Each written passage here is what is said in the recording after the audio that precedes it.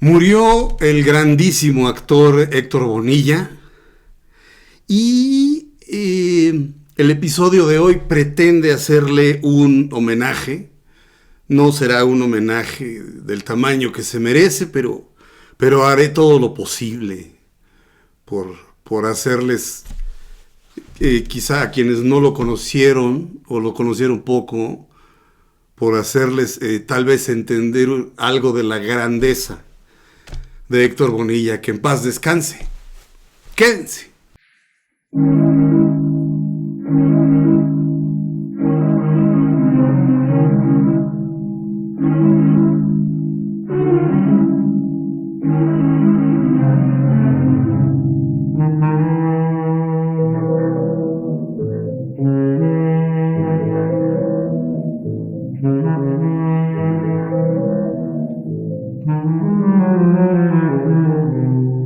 El pasado viernes, 25 de noviembre de 2022, por la tarde falleció el gran Héctor Bonilla.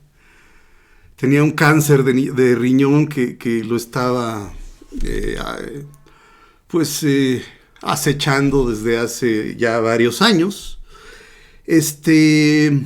No dejó de trabajar hasta el final. Su padre era maestro de la escuela de Ayotzinapa, de la famosa escuela de Ayotzinapa. De hecho, en una entrevista Héctor Bonilla dijo que esa escuela se debería llamar como su padre, y dio las razones. Pero bueno, su padre era un hombre muy estricto. Y un día Héctor Bonilla y yo quedamos de vernos a las 8 de la mañana con el director de teatro Alberto Lobnitz para ensayar a las 8 de la mañana. Y esta hora la propuso el maestro Bonilla porque tenía todo el resto del día ocupado. Y bueno, para mí las 8 de la mañana, para mí todavía no ponen las calles, ¿no? Entonces cuando llegué a tiempo, por supuesto, no voy a llegar tarde a un ensayo, mucho menos a un ensayo con Héctor Bonilla. Y le dije, maestro, está dura la desvelada, y me dijo, no, a mí mi padre me troqueló, dijo, eso dijo, mi padre me troqueló, me levantaba a las 5 de la mañana a ensayar piano, a estudiar piano. Su ética de trabajo era así, era impresionante, no paraba de trabajar, nunca. Además de ser, curiosamente, los actores me incluyo, tengo el mismo oficio que Héctor Bonilla, pero bueno, si todos los actores viviéramos en un edificio, yo viviría en el sótano y él viviría en el penthouse, ¿no? O sea, vivo en el mismo edificio, pero no en el mismo nivel, ¿no? Pero, bueno, los actores tenemos fama de viciosos o de reventados. Héctor Bonilla era deportista. Tenía la nariz de platino porque se la fracturó jugando fútbol americano. Y siempre le gustó el deporte, y siempre, si hacen memoria quienes lo conocen, muéstrenme una foto de Héctor Bonilla con sobrepeso. No hay tal cosa. Recuerdo, no me acuerdo si era Viviana, la telenovela, o si era Vanessa, pero salía Héctor Bonilla en traje de baño. Y bueno, luciendo un cuerpo absolutamente envidiable, porque además de ser un gran actor, de ser un protagonista nato, era muy guapo y era muy agradable. Era como una especie de elegido de Dios. Definición que yo creo que a él no le gustaban los halagos. Lo siento, maestro, pero no puedo evitarlos. Pero vaya, lo tenía todo. Tenía un talento espectacular, tenía guapura, tenía buen físico. tenía un instinto tremendo como actor. Estas cosas como lo del fútbol americano y eso, y de que yo tuve que ensayar con él, tienen que ver con que tuve la suerte de trabajar con él. Este video no se trata de mí, por supuesto. Solo los pongo en contexto para entregarles algo que no puedan ver en ningún otro lado, ¿no? En ningún otro lado les van a contar algo que yo viví con Héctor Bonilla, ¿no? Se trata de él, ¿no? Pero no se trata de fanfarronear, pero si esto solo lo vivimos él y yo, pues nadie más se los puede decir. Por eso lo traigo a cuento. Había una obra que se llamaba 3 días en mayo, y el protagonista era Winston Churchill, y yo hacía a Winston Churchill. Y en varias giras que hicimos por la República Mexicana, la obra estuvo en la Ciudad de México en cartelera mucho tiempo, afortunadamente nos fue muy bien. Y en algún momento él entró a ser al antagonista, que es Neville Chamberlain. Quienes saben de historia, quienes saben de la Segunda Guerra Mundial, sabrán que Neville Chamberlain era primer ministro en 1940 o 1939. No, 1939 o 40. O sea, en 1940 Churchill entró en mayo a ser primer ministro, pero antes estaba Neville Chamberlain. Y Neville Chamberlain fue en algún momento, cuando era primer ministro británico, a Múnich, Alemania, a platicar con Hitler y a firmar un acuerdo de paz con Hitler. Perdón que me ría, pero la palabra de Hitler, ¿cuánto vale? ¿Cuánto creen que valía la palabra de Hitler? Pero Chamberlain tenía una necesidad muy grande de creer en la palabra de Hitler, del mismo modo que mucha gente, porque la Primera Guerra Mundial se había terminado apenas 20 años atrás y nadie quería volver a ver cómo Churchill lo decía muy bellamente, cómo el infierno abría la boca, ¿no? O algo así. Dijo que la guerra era como el infierno abriendo el hocico, algo así. Y pues nadie quería volver a ver al infierno abriendo el hocico, ¿no? Entonces no lo podemos juzgar tan duramente a Chamberlain, pero pues hasta se hacen chistes, ¿no? De Chamberlain.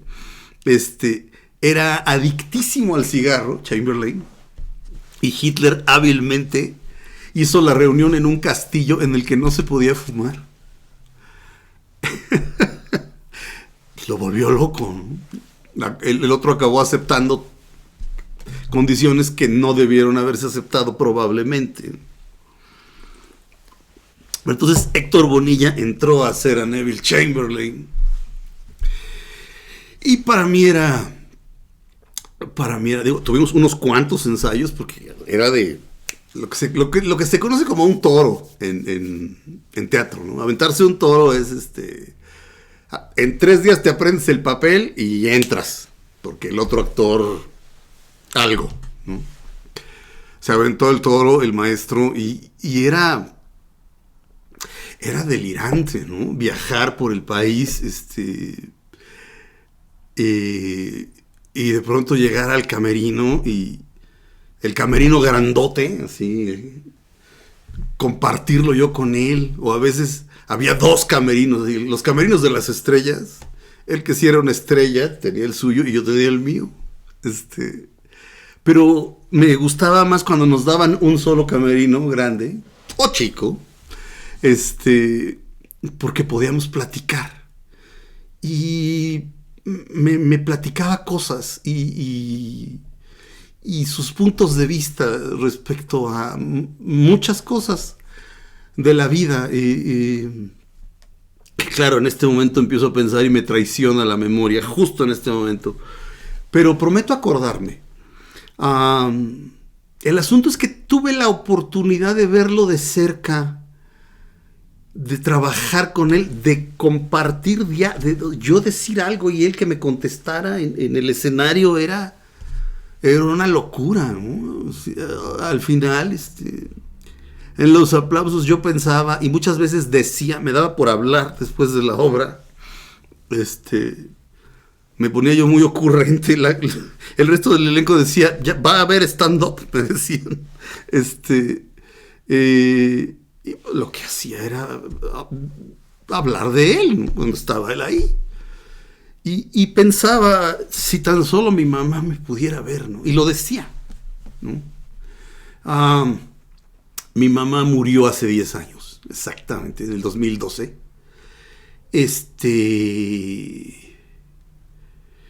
En noviembre también, no, octubre, noviembre, creo que en octubre, sí.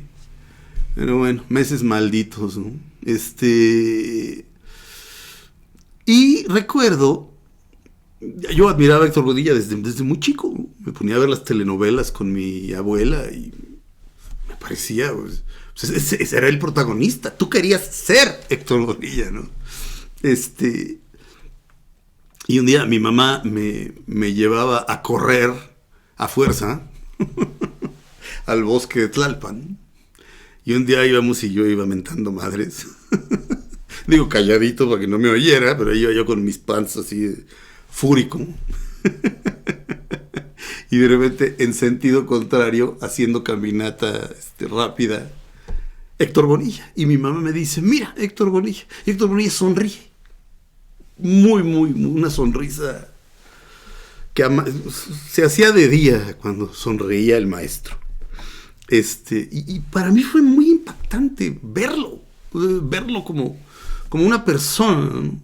Creo que a todo el mundo le pasa. O sea, ves a alguien en la televisión y luego lo ves en la vida real y hay un shock.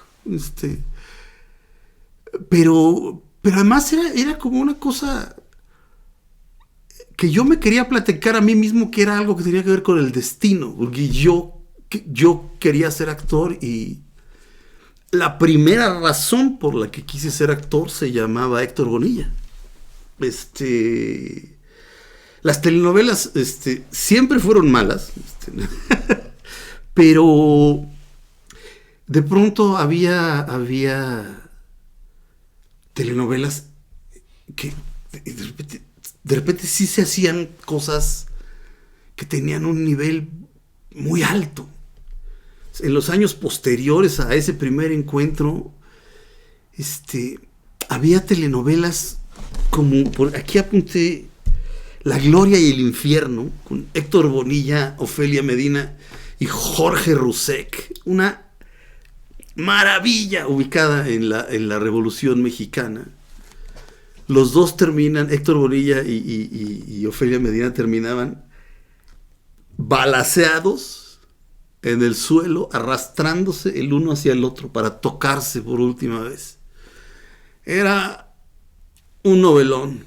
Y había otra que era de misterio que se llamaba La Casa al Final de la Calle, en la que además Héctor Bonilla estaba rodeado de otros grandes actores. Estaba Angélica Aragón, estaba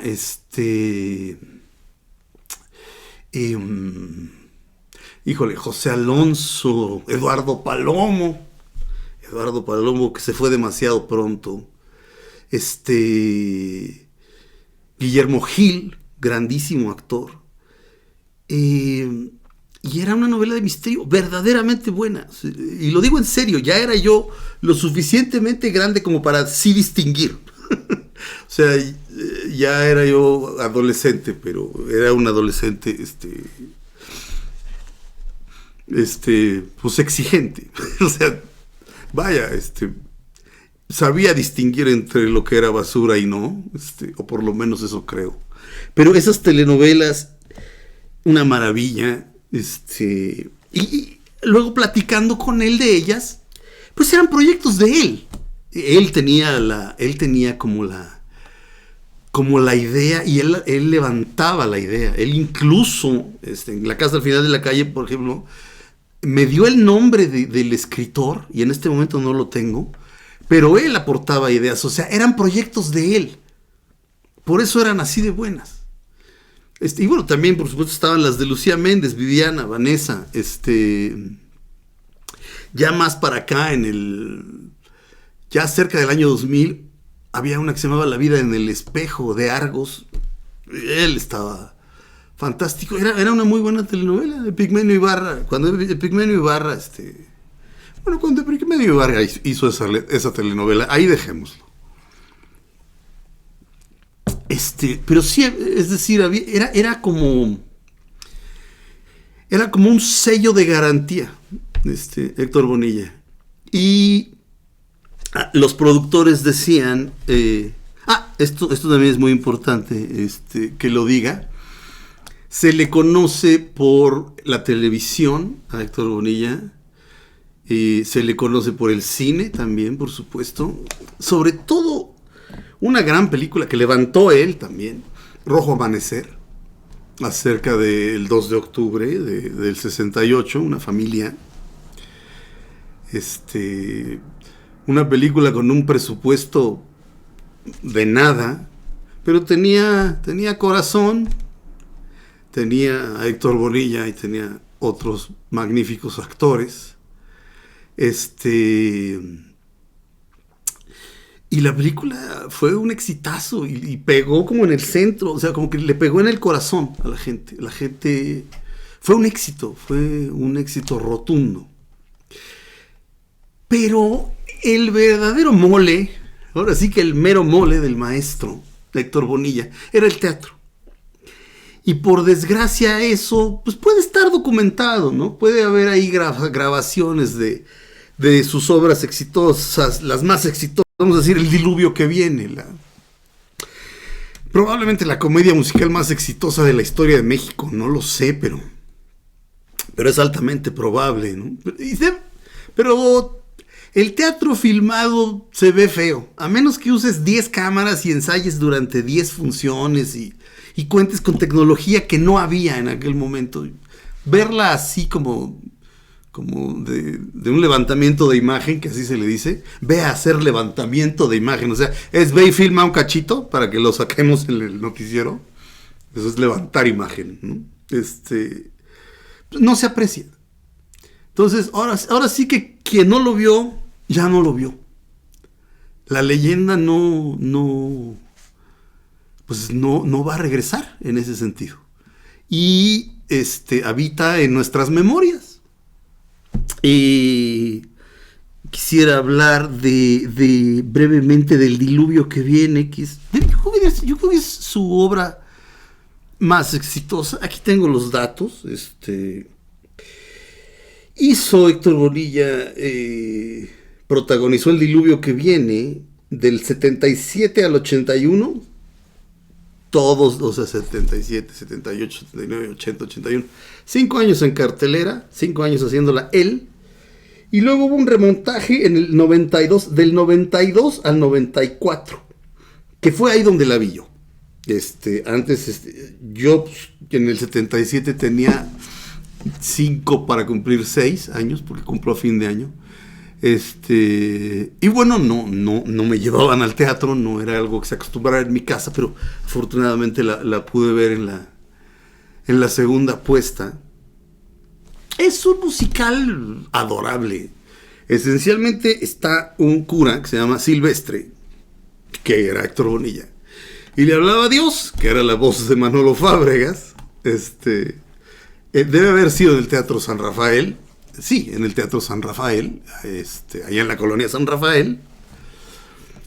Manolo Fábregas tenía ese teatro. Espero que la familia Fábregas lo siga teniendo, no tengo idea.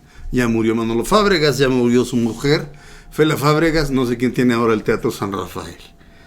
Pero bueno, en el Teatro San Rafael era El diluvio que viene, y él, insisto, era un sacerdote. Le habla a Dios, y la voz era el gran Manolo Fábregas.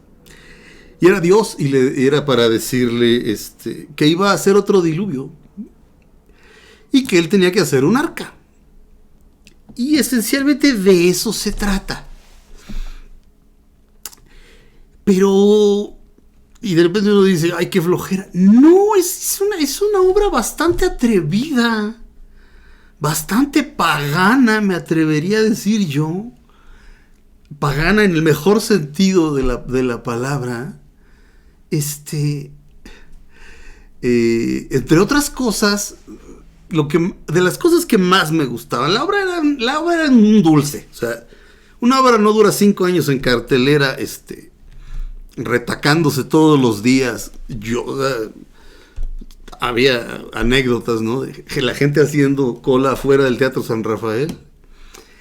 Y estaba ahora sí que diluviando allá afuera del teatro. Estaban esperando a ver el diluvio. Bueno, pues llegó el diluvio y ahí estaba la gente.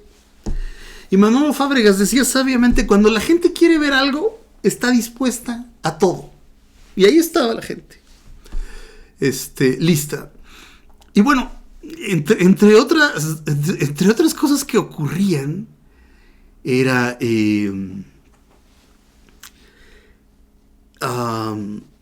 hay una mujer que está enamorada del cura Silvestre, ¿no? Por supuesto. En los 70s era Mónica Sánchez Navarro. Eso debe haber estado bastante bien. No, claro, lo repitió, de hecho. Mónica Sánchez Navarro, Rosalía Valdés, y después Mariana Levy, María Inés Guerra, Gloria Aura. Pero bueno, es que también hay otros montajes con otros actores. Pero bueno, esta mujer enamoradísima de él, por supuesto no se lo dice nunca. Y hay un momento en el que se atreve a decírselo. Y pues él quiere, pero pues no. Evidentemente es un sacerdote y le dice que pues no puedo, soy célibe, soy sacerdote. Y Dios habla por teléfono y le dice que eso del celibato no lo inventó él, que eso son tonterías, que son pendejadas, que se amen. Era tan liberador. Imagínense un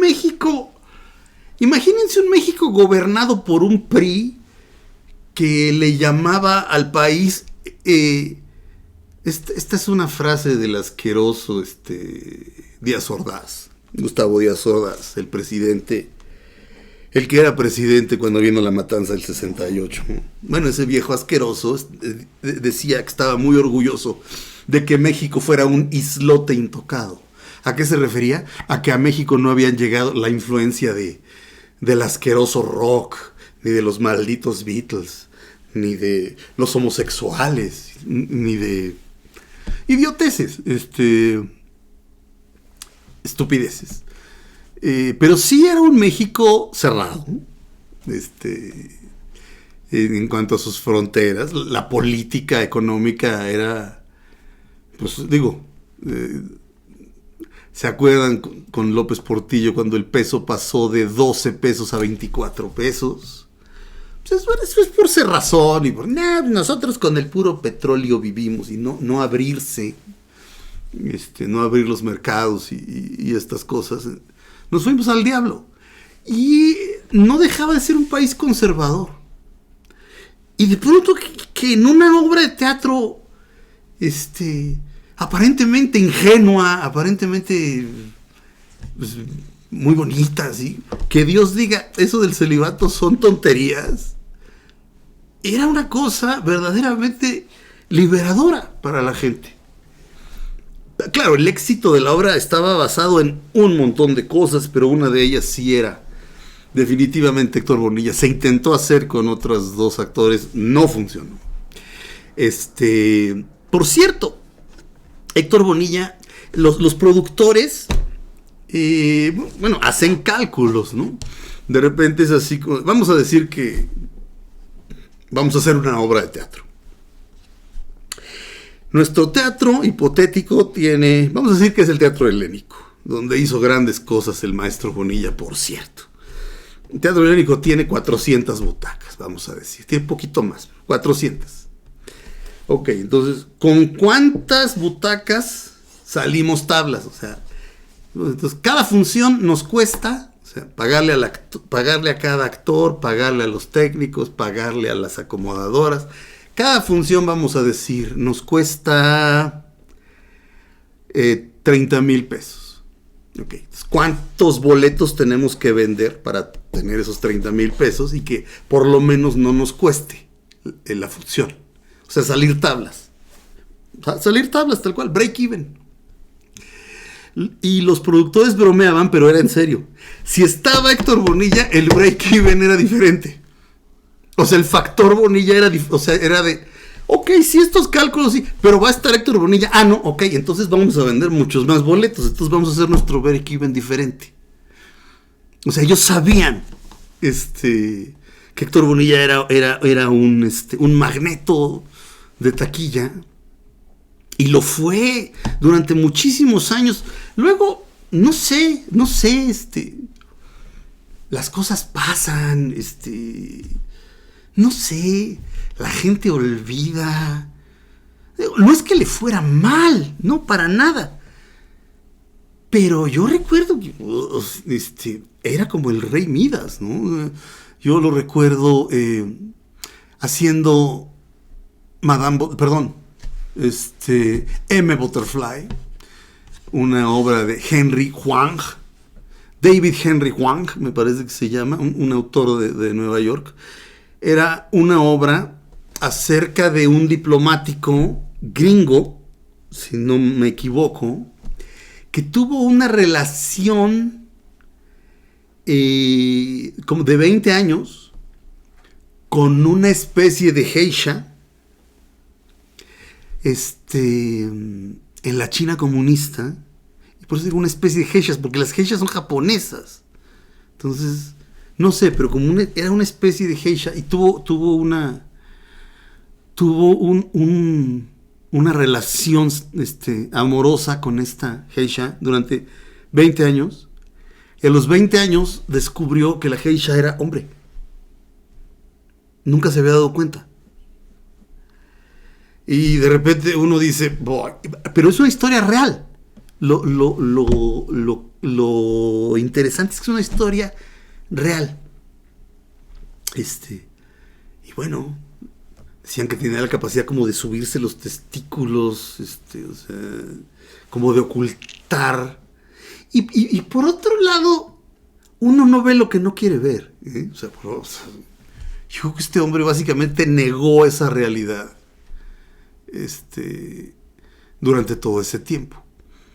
Pero la obra, el diplomático era Héctor Bonilla y la geisha era Humberto Zurita, que es la segunda razón por la que quise ser actor. El tipo se apellidaba como yo, tenía los ojos azules como yo y decía, es una señal. ¿No? Ahí estaban mis dos ídolos, en serio mis ídolos. Fui a ver la obra 6, 7 veces, llevé a todo Dios, o a veces me iba solo porque era cara, en el Teatro Silvia Pinal, que ahora es una iglesia de, pues no sé, de una secta ahí, no sé, pero el teatro se llenaba, la dirección del gran José Luis Ibáñez, y era increíble. Bonilla tenía un momento espectacular de los dos, porque habíamos visto a la geisha todo este tiempo y había un momento en el que era una sola escena, Humberto Zurita desmaquillándose, y era impresionante cómo pasaba de ser la geisha a ser un tipo guapo de traje. Y Bonilla le decía, pareces un padrote. Y la gente se reía, pero había un dolor en la manera en la que él lo decía. Y el público lo captaba.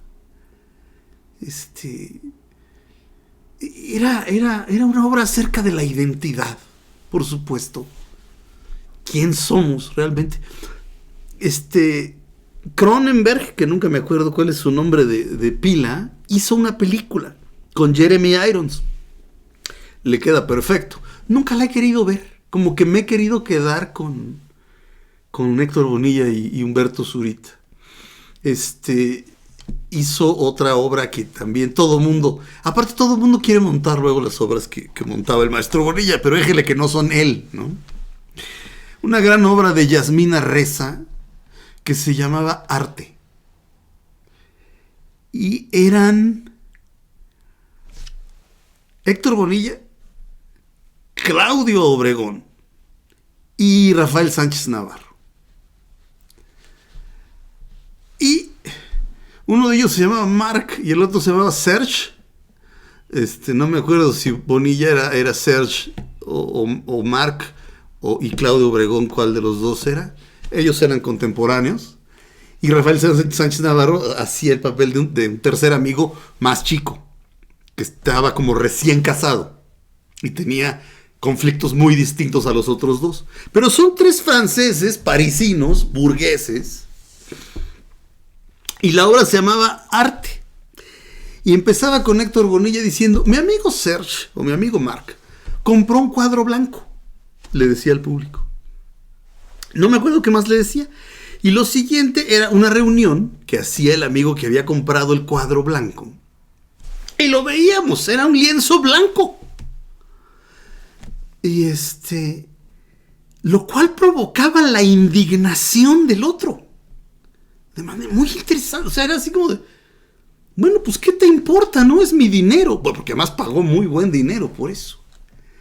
Pero los llevaba a tener una pelea brutal. Era una obra increíblemente bien escrita. Yasmina Reza también hizo una obra que en inglés se llamó The God of Carnage, que sería como el dios de la violencia o algo así. The God of Carnage, que se trata de dos niños que se agarran a madrazos en la escuela y los papás se reúnen. Los papás de unos van a casa de los papás de los otros. Yo tuve la oportunidad de ver esa en Broadway, con James Gandolfini, sí, Tony Soprano, en uno de los papeles, ni más ni menos. Jeff Daniels era el otro papá. Y era Yasmina Reza como que, no es que repitiera la fórmula, era otra gran obra que también se puso en México, pero no sé, no la quise ver tampoco ya. Pero Arte, Bonilla estaba tan bien como el amigo indignado, y el otro se paraba frente al cuadro y le decía: ¿sientes la resonancia? Así, güey, ¿cuál resonancia? Es blanco, te vieron la cara, eres un estúpido. Y de repente el tercero, Rafael Sánchez Navarro, de repente echaba un monólogo. Se había peleado con su mujer y era un monólogo que cuando acababa el monólogo, mientras estaba el monólogo, la gente estaba atacada de la risa. Cuando acababa el monólogo, la gente aplaudía a rabiar. Una obra dirigida por Mario Espinosa, por cierto. Supongo que con escenografía de Gabriel Pascal, supongo. Pero Bonilla, maravilloso, los tres. Es que, bueno, era un deleite. Y por supuesto el teatro atascado. ¿No? En su primer papel estelar fue una obra llamada Golden Boy, ¿no? El niño de oro, digamos, ¿no? O el muchacho de oro, de Clifford Odets. Clifford Odets era un dramaturgo socialmente comprometido, digamos. Escribía supuestamente, digo supuestamente porque pues, no sé qué tanto haya acertado en ese sentido. Escribía para el pueblo, para que el público, él veía, no escribía para el público, sino para el pueblo, para que el pueblo despertara. Yo hice en la escuela de teatro unos ejercicios de un par de escenas de una obra de Clifford Odets que se llamaba Esperando al Zurdo. Y en Esperando al Zurdo había una escena de una mujer indignada con que su marido no hacía nada y no se atrevía como a levantarse en huelga y como a pelear por sus derechos, y el niño estaba enfermo, esa clase de cosas. El Golden Boy es muy interesante. Es un muchacho de origen italiano que se llama Joe Bonaparte. Su padre, quiere que sea un gran violinista. Y él tiene todo para ser un gran violinista. Joe. Pero también le gusta el box. Y de pronto no me acuerdo si el padre le va a comprar un violín. Y cuando descubre, creo que ya compró el violín, cuando descubre que este muchacho estuvo en una pelea de box. Y resulta ser un prodigio en el box. Y el padre pues, no quiere saber nada de él y así. Y en algún momento tienen un reencuentro y él toca el violín maravillosamente, pero le dice a su padre que mejor lo regrese. Y de pronto, como cualquier buen boxeador, la mafia se empieza a interesar. Y él se enamora de la esposa, o novia de su representante, si no me equivoco. Y a pesar de que ella también está enamorada de él, pues no lo puede dejar al representante. Y en algún momento ella, Lorna se llama, me parece el personaje, le dice que él es igual que el mafioso, que él también es un asesino por boxear. En algún momento gana una pelea, no sé si por el título a nivel mundial, así, no sé si gana como campeón mundial, pero se rompe la mano. Entonces nos olvidamos de lo del violín y porque además antes como que se negaba a golpear, como que básicamente pues, con maña, y de pronto daba el golpe certero, pero se negaba a golpear para no hacerse daño en las manos. Cuando se rompe la mano, pues la mano puede volver a sanar y pues uno puede hacer todo, pero no puede tocar la guitarra como Eric Clapton, ni tocar el violín como él quería. Y se vuelve cada vez más brutal en sus peleas. La obra termina con él muerto. Era un dramón. Y el Golden Boy era el gran Héctor Bonilla. Creo que fui de adelante para atrás. Alguna vez, en los finales de los 80s, principios de los 90s, grabó un disco. Era un buen compositor de canciones. Tenía canciones muy, muy divertidas. Tenía una canción que le compuso a su hija. Tiene 3 hijos, por cierto. Su hija nunca me acuerdo cómo se llama. Es que no es actriz y vive en Estados Unidos. Entonces no me acuerdo, con todo respeto, no recuerdo. Su otro hijo se llama Sergio. Y su hijo más chico, que es chico de edad, porque mide 1.97, es mi gran amigo Fernando Bonilla. Ellos son sus hijos. Hablando de hijos, les mando un fuerte abrazo y perdón por no recordar el nombre de ella. Vamos a ver si aquí puedo. Digo, si no me tardo mucho, porque si no, vamos a ver. Luego aquí Leonor. 3 hijos. Leonor, Sergio y Fernando. En ese orden. Hay una película reciente en la que está en un asilo y es un señor muy cascarrabias y se burla del nombre de alguien de los que trabajan ahí. Dice, esos no son nombres de hombre. Dice, nombres de hombre: Hermilo, Sergio, Fernando. Y Hermilo es porque él era Héctor Hermilo Bonilla. Hizo un guiño a sus hijos, ¿no? En fin.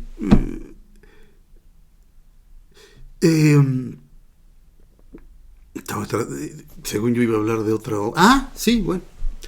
En los 80s tenía una canción. Hizo un disco y el disco se llamaba Para los Cuates y así se llamaba el espectáculo. El espectáculo era muy interesante. salía él haciendo el inmortal monólogo sobre el daño que hace el tabaco, que es un viejo al que lo invitan a dar una conferencia sobre el daño que hace el tabaco, y jamás habla del tabaco. De repente empieza a hablar de su mujer, y se empieza a quejar de su vida, y dice que a veces tiene ganas como de correr y como de convertirse en un árbol. O sea, ya es un hombre muy viejo, o sea, ya no tiene ya sueños de componer su vida, ya ni tiene, ¿no? O sea, pero dice que a veces tiene ganas de correr. O sea, su vida ha sido inútil. Es un monólogo durísimo. Entonces salía y no lo reconocías, estaba totalmente maquillado y era un anciano y el trabajo era increíble. O sea, si no te decían ahí está Héctor Bonilla,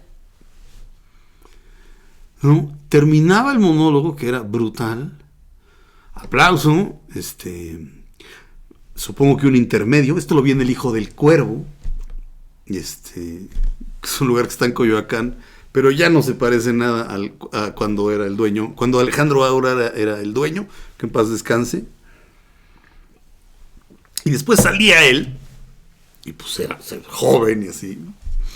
Pero incluso a esas alturas ya bromeaba. De repente decía, no, yo este espectáculo lo planeé, lo vengo haciendo desde hace años, más bien el monólogo, lo vengo haciendo desde hace años.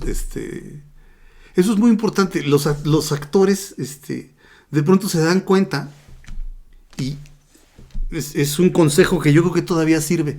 Todo actor tiene que tener su monólogo, porque cuando no hay nada más, pones tu monólogo.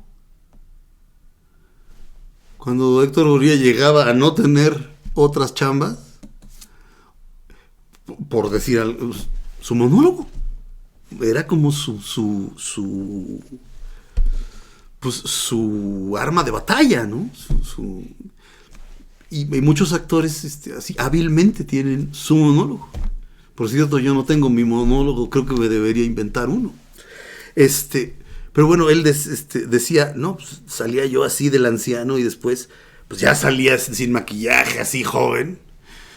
Y decía, pero eso era antes, ¿no? Dice, ahora me desmaquillo y salgo y no, ahí está el viejito. Y no era cierto, les estoy hablando de los 80. No se veía viejo para nada. Y las canciones eran, insisto, muy ingeniosas. En una de ellas era sobre la adolescencia de su hija, ¿no? Y las excentricidades de una adolescente, ¿no? Y decía que admiraba a un ídolo inglés con cara de crayola. Y era David Bowie. Y sí tiene cara de crayola. Desde entonces no puedo evitar ver al gran David Bowie y pensar que tiene cara de crayola. No sé si agradecerle o qué, maestro Bonilla.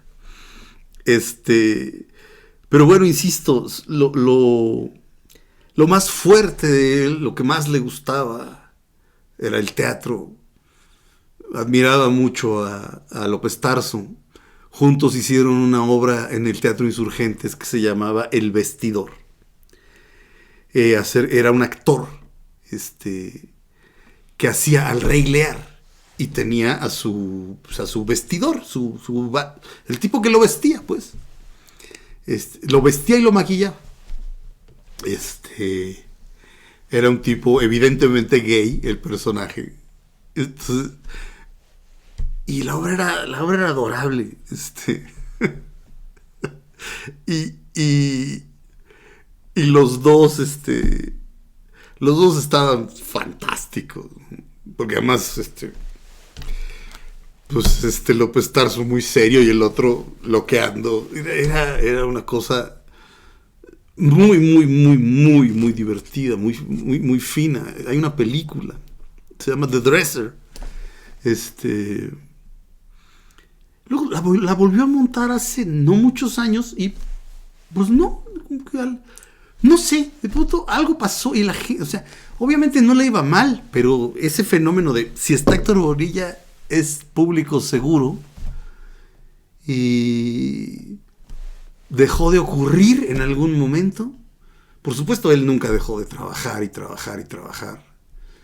y disfrutó el éxito muchísimos años, hasta sus últimos días. Y les voy a contar el momento en el que yo más lo quería, porque era muy querible. Hoy hablé con Fernando y pues fue una llamada fuerte, pues, para preguntarle cómo estaba, ¿no?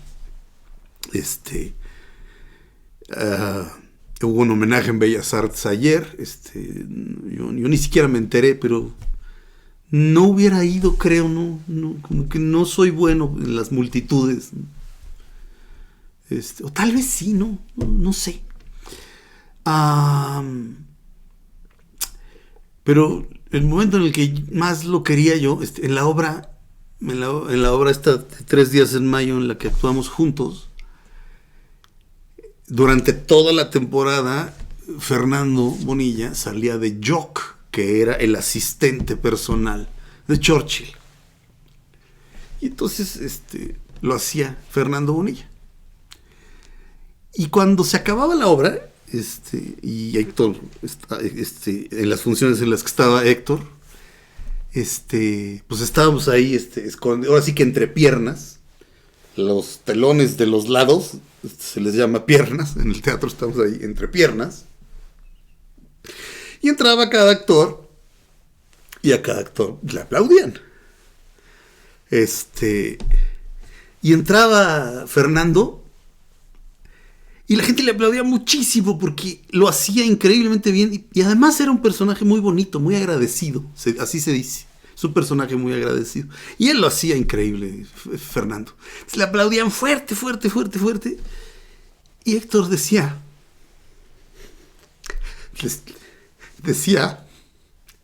mi niño.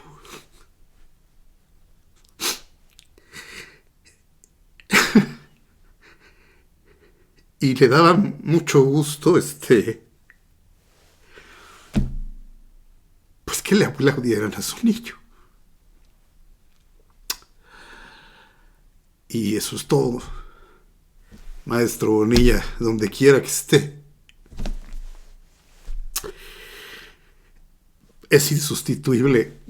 Gracias. Ya saben, si les gustó este video, es que si no mi productor me regaña, regálenme un pulgar, suscríbanse a la página. Pueden ponerle una alarmita que les avisa cada vez que yo subo un video. Y gracias. Y descansa en paz el enorme Héctor Bonilla.